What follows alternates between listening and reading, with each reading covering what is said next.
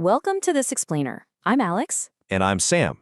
As senior cloud architects, we feel that constant grinding pressure every single day. The pressure to deliver infrastructure faster, but to somehow do it without compromising enterprise security.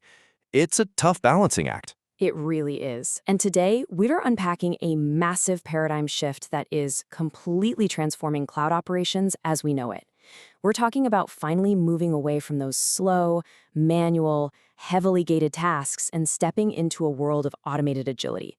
We're talking about self-service infrastructure. When we talk about the actual business value here, the contrast is just staggering. We are talking about taking a process that traditionally eats up days or, honestly, sometimes weeks, like just waiting for a simple Postgres database or testing environment to be spun up, and compressing that entire lifecycle down to literally minutes. Exactly. For any platform engineering team, that is the ultimate promise, right? When a developer gets a brilliant idea, they absolutely shouldn't lose 2 weeks of momentum just waiting on infrastructure. Compressing that lead time is how engineering organizations actually scale in the real world. So, here's our roadmap for today. We're covering 1. The bottleneck, 2. Defining self-service, 3. Automated workflows, 4. ISC foundations, 5. Better governance without friction, and finally, 6. The future of cloud ops. All right, let's dive right into section 1, the ticket queue bottleneck. Okay, let's break down this legacy process. It's a familiar, deeply frustrating pattern for most of us. A developer needs resources to test out a brand new microservice. So what do? They file a Jira ticket. Right, and then operations has to review that request. But here's the real-world pain point. That ticket just sits there. Approvals need to be collected from security, from finance, from the architecture review board, and inevitably, the one operations manager with the actual authority to click approve is on vacation in Cabo for a week. Exactly. We've all been there. And even after all those approvals are finally chased down, a human being still has to sit at their desk, context switch from whatever they were doing, and manually provision that infrastructure. Every single handoff is a massive delay. Now, to be fair, this old way wasn't designed maliciously. It was built around ITIL processes for on-premise infrastructure. It was heavily rooted in risk aversion, and it did provide really tight control.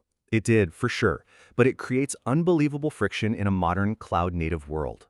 We're talking about highly paid, incredibly talented software engineers literally sitting idle, just refreshing a ticket queue.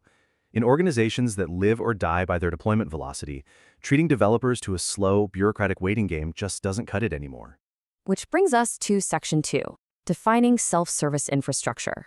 So the definition we're working with is pretty clear. Self-service infrastructure allows developers to provision approved resources through automated workflows without manual intervention. I really want to hit hard on that phrase, without manual intervention. One of the absolute most common implementation mistakes we see out there in the enterprise is a platform team building a super shiny new UI. But under the hood, it literally just submits a Jira ticket to the ops team. Actually, scratch that. That is not self-service at all. True self-service means the developer uses an internal platform that completely removes the human bottleneck from the provisioning loop entirely. And the benefits here tie directly into how we measure platform success. If your organization relies on DORA metrics, true self-service is basically a cheat code for improving your lead time for changes and your deployment frequency. Absolutely. You get drastically faster provisioning and totally consistent standards. It heavily reduces the operational burden on DevOps teams, which helps prevent massive burnout. And because developers can actually focus on building things instead of just waiting around, their productivity just skyrockets. Plus, as we're going to dive into in a minute, it actually creates far better governance. Let's move to section 3, the automated provisioning workflow. Let's trace how this workflow actually operates end-to-end. A developer realizes they need infrastructure. Instead of filing that ticket, they log directly into an internal developer platform, or IDP. They make a self-service request using a pre-approved template. Right, and that IDP request immediately triggers Terraform or another infrastructure tool in the background. The platform handles the automated provisioning instantly, spinning up secure, fully compliant cloud resources. We've seen real-world enterprise examples, like massive global streaming services, that completely rely on this exact workflow to handle thousands of developer requests a day. It gets the organization straight to business value without missing a single beat. Now, to build that IDP, your platform engineering team needs a few specific components working in harmony. You have the developer portal serving as the interface, and your infrastructure as code templates that dictate exactly what is allowed to be built. Yep, and the real secret sauce, especially for keeping the security teams happy, is the automated policy enforcement and the audit logging. The automated provisioning engine is doing all the heavy lifting, but the policy enforcement guarantees it's being built safely. Plus, the audit logs give you a flawless, untouched, historical record of exactly who built what and when. Let's jump to Section 4, Infrastructure as Code Foundations. Look, you simply cannot have self-service without Infrastructure as Code, or IAC. It is the absolute bedrock of this whole paradigm. These tools are what actually translate a developer's click in the portal into physical cloud networking and compute under the hood. Terraform has obviously been the industry standard and the dominant player here for a long time. Though I will say, in a lot of our recent architecture discussions, we are seeing huge enterprise movement toward OpenTofu as a really powerful open source alternative. But honestly, regardless of whether you're using Terraform, OpenTofu, Pulumi, or Crossplane, the fundamental requirement remains exactly the same. Your infrastructure must be defined in code. The true beauty of IAC is that it naturally becomes version controlled. A database that gets spun up on a Tuesday is configured identically to the one spun up on a Friday. It guarantees absolute consistency. It does, but we definitely have to mention the common pitfalls here. The absolute quickest way to break this beautiful consistency is ClickOps. If an engineer goes rogue, logs directly into the AWS console, and manually tweaks a security group because they're in a hurry, they cause state drift. The IAC state no longer matches reality. A strong self-service platform explicitly prevents that kind of manual tampering. All right, Section 5, Better Governance Without Friction. Now, Sam, if I put on my Chief Information Security Officer hat for a second, I'm looking at all this automation and I have to ask, does giving developers a magical button to provision their own infrastructure mean I'm just handing over the keys to the kingdom? Am I losing operational control here? It's the most common fear, for sure, but the answer is a resounding no. In fact, it is the exact opposite. You're actually tightening your operational control, just in a much, much smarter way. See, modern platforms improve governance by utilizing policy as code.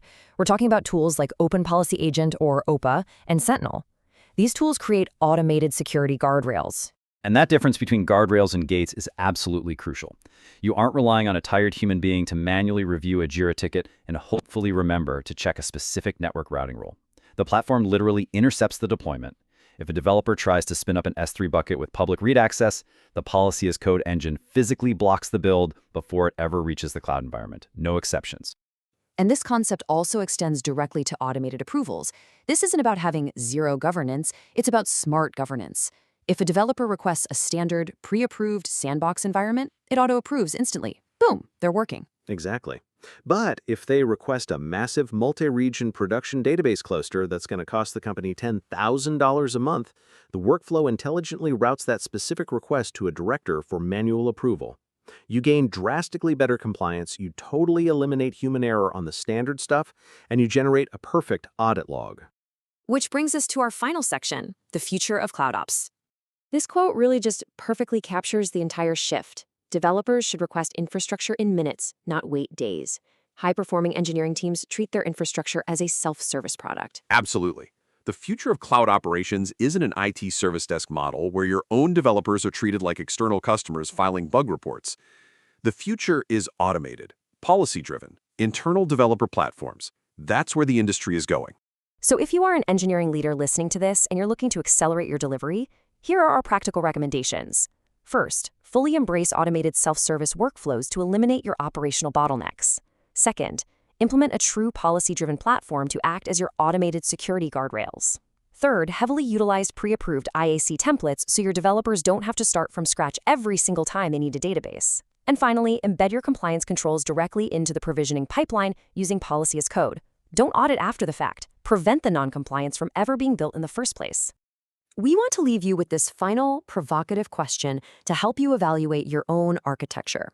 Are your cloud operations genuinely built for speed, or are you still just managing legacy ticket queues? It's time to build platforms that actually empower developers, rather than pipelines that just make them wait.